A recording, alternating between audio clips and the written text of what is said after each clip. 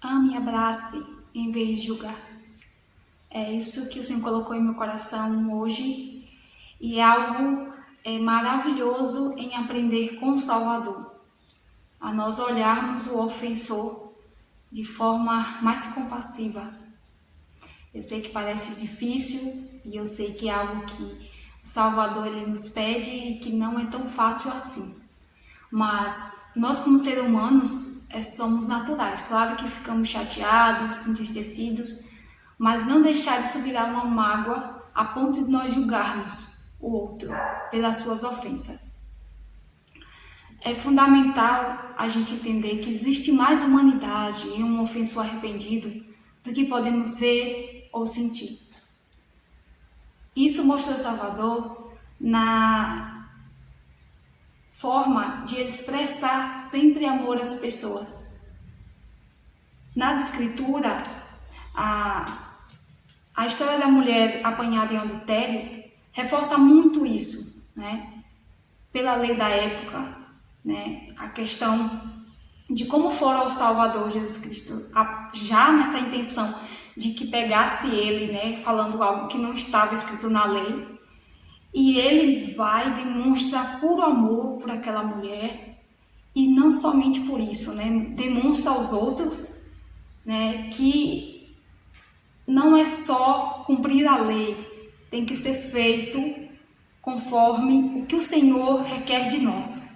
Ele fala aqui em João 8, ele fala a importância de nós podermos entender essa parábola. Chegam os fariseus e trouxe uma mulher apanhada em adultério. E pondo-o no meio, disse: Mestre, esta mulher foi apanhada no próprio ato de adultério. A lei nos mandou Moisés que as tais sejam apedrejadas. Tu, pois, que dizes? E ele já foram perguntar querendo, né, ter algum motivo para acusar Jesus. Né? E ele fala aqui, né? Ele fala: aquele que dentre vós está sem pecado, seja o primeiro a atirar pedra contra ela. Essa afirmativa de Jesus é algo que faz-nos entender quando ele pede para nós amarmos, né, os nossos inimigos, bem dizer a quem vos maldizem, orai pelos que vos maltratam e vos perseguem. Porque, independente do que aquela mulher tinha feito ou passado, o Senhor falou: você não tem pecado, então atire, né? Porém, ouvindo eles isso, acusados pela sua consciência, saíram um a um, começando pelos mais velhos até o último. Então, nós temos uma consciência divina e sabemos isso. Então, cada um de nós sabemos o que nós fazemos, nossos erros, e não diferenciando aqui as pessoas debilitadas, deficientes, mas eu quero ressaltar a questão da consciência dos nossos erros. Então, quando Cristo fala que não tem pecado que atire, ele está falando para pessoas que têm autoridade, que têm poder, mas que também têm pecados. Não é porque nós estamos falando de Cristo, nós estamos buscando viver os mandamentos, que nossas vidas está tudo perfeito. Precisamos constantemente do arrependimento. E eu tento imaginar essa mulher, né? Ela lá no chão e pensando: esse é meu fim, né? Pela situação, e ele se abaixa e chama ela de mulher, sabe?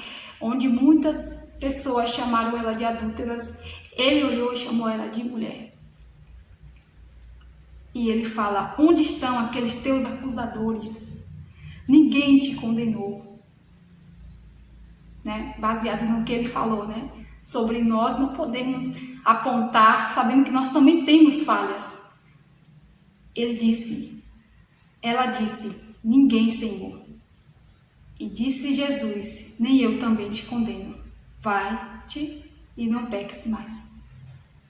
Então, o Senhor falou que não condenaria ela também, e, acima de tudo, ele ensinou o arrependimento e disse: vai e não peques mais.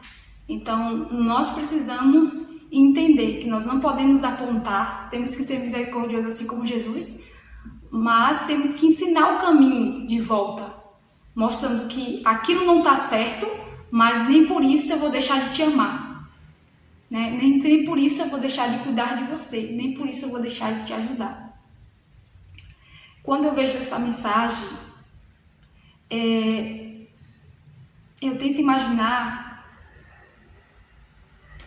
a importância da gente não cobrar do outro e também não cobrar de si mesmo.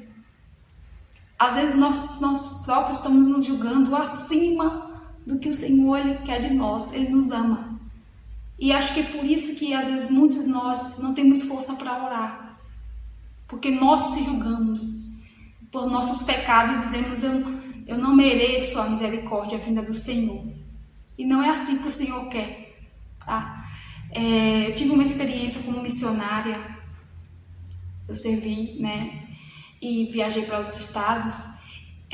Nós estávamos ensinando uma mulher com 2 filhos e um deles tinha uma deficiência e ela muito triste porque tinham se separado, e ela culpava muitas coisas. Não quero entrar em detalhes sobre a vida pessoal dela, mas ela tinha muitas culpas em relação à família, o casamento, como ia cuidar dos 2 filhos sozinhas. E nós estávamos ali ensinando o Evangelho, mostrando que Cristo pode ajudar, acompanhando a igreja de uma forma que possa amparar ela. E um certo dia tivemos a ideia de levar os jovens lá, junto com a gente, para poder compartilhar, fazer amizade com as crianças e poder compartilhar mais o Evangelho.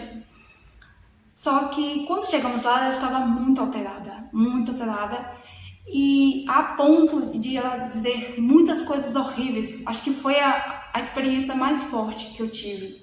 Acho que nunca, até aquele momento, eu tinha passado tanta humilhação de palavras na minha vida. A gente sempre anda em 2, então eu tinha uma companheira. Então nós ficamos assustadas com tudo que ela estava falando e coisas ruins que ela falou sobre nós. Eu não quero repetir aqui, mas foi muitas coisas ruins. E eu fiquei paralisada e eu vi que não era ela ali. Ela estava alterada, ela estava dizendo muitas coisas ruins sobre mim, que se fosse meu eu natural, eu ia querer me defender, ia querer dizer não é assim, ou querer parar ela. Se a gente for pensar no nosso carnal, na hora que as pessoas nos ofendem, a gente vai querer debater com aquela pessoa. No momento, eu recordo de uma fala bem forte que ela falou, mas sobre o nosso chamado missionário. E na hora, a gente sempre anda com a plaquetinha, na hora eu segurei a minha plaqueta, que é a nossa identificação de missionária e representante de Cristo, e eu coloquei na mente assim: Senhor, pedi para Ele me ajudar, né, nesse momento, e eu repetia na minha mente: eu sou uma missionária, eu sou uma missionária. Porque o tempo todo ela justificou, falando um monte de coisas que colocando a culpa da gente, que a gente não era o que a gente realmente era, que a gente não estava ali representando Cristo, então muitas coisas. E eu coloquei a mão e falei: eu sou uma missionária. E depois que eu fiz isso, que uma oração na mente bem rápida. O que é isso? Às vezes a gente acha que orar é só você se ajoelhar. Claro que é muito bom, eu faço isso constante, mas às vezes a gente precisa de algo rápido. Então, no pensamento mesmo, você chama o Senhor. E eu chamei e falei com Ele, porque realmente, assim como a mulher que a gente leu, o Senhor, Ele sabe a maneira de nos tocar. E essa misericórdia, esse amor, esse abraço. Ela falou, eu coloquei a mão e veio o Espírito Santo e me disse: abrace ela. Então, você abraçar alguém que acabou de te ofender é muito salvador, sabe? E eu na hora senti muito forte. Algo que eu digo a vocês, não veio de mim, veio da misericórdia do Espírito Santo. E eu abracei ela e ela paralisou.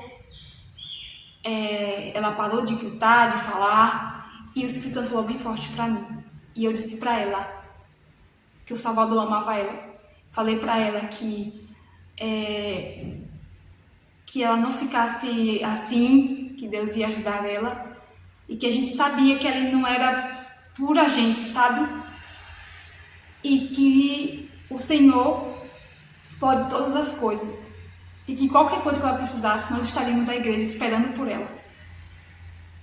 E num abraço, toda aquela fúria, toda aquela coisa negativa que estava nela, saiu.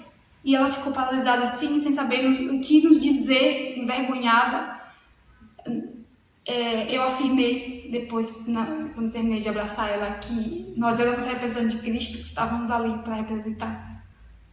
E saímos. Os jovens ficaram assim assustados, porque acho que eles nunca tinham visto isso. Claro que depois a gente, ficou um pouco emotiva com tudo, mas foi algo que me fez lembrar dessa história. Não tem outro a não ser Cristo para nos ajudar a ter misericórdia pelo outro e a não julgar. Então, passou um tempo, a gente não visitou mais ela, mas a gente, depois de um tempo, ela apareceu na igreja. E ela veio nos abraçar e nos pedir desculpa pelo que ela tinha feito. E nós abraçamos ela e dissemos, não tem problema, não guardamos nenhum ressentimento, não estamos aqui para isso, para julgar. Mas ali foi um aprendizado para mim, porque às vezes a gente não chama o Senhor na hora, sabe? Para dizer, Senhor, o que o Senhor faria aqui? Eu também tenho um defeito, eu também tenho fraqueza, só é diferente da dela. Eu não sou mãe, não sei o que exatamente ela estava passando. Eu sabia por ouvir falar, porque ela me relatou a situação dela. Mas eu sabe quem sente, e quem já sentiu tudo isso é o Salvador, Jesus Cristo. Ele pagou por todos os nossos pecados. Então, quando a gente chama Ele na hora da ofensa, com certeza Ele vai pedir a gente para abraçar essa pessoa, porque ela está precisando muito mais do que a gente. Então, quando o Senhor Ele pede para nós amarmos uns aos outros, não é em vão. Quando o Senhor Ele pede para que nós possamos abraçar e cuidar dessas pessoas, não é em vão. Às vezes são pessoas da nossa própria família, que dia após dia tem desafios que atingem a nós. Mas a gente tem que ter essa certeza de que tudo vai bem no Senhor. Quando Ele dá esse mandamento, de amar o próximo como a si mesmo, as pessoas às vezes não lembram do que o si mesmo, você, está em primeiro depois do outro. Porque o julgamento, que às vezes a gente vê, às vezes a ansiedade e a depressão, é porque nós julgamos a nós e queremos socorrer os outros. Nós erramos, falhamos, precisamos do perdão, não fazer mais, assim como Ele falou com a mulher, mas nós também precisamos ter essa compaixão conosco. E depois que a gente tem isso, que a gente se ama, vamos conseguir fazer isso com o outro. Quando conseguimos fazer isso no nosso lar, nossa família, vamos conseguir fazer isso com as outras pessoas. Eu creio nisso e sei que Ele é o suficiente. Vamos aprender a abraçar, porque realmente essas pessoas, assim como nós um dia precisamos de um abraço, elas precisam agora desse abraço.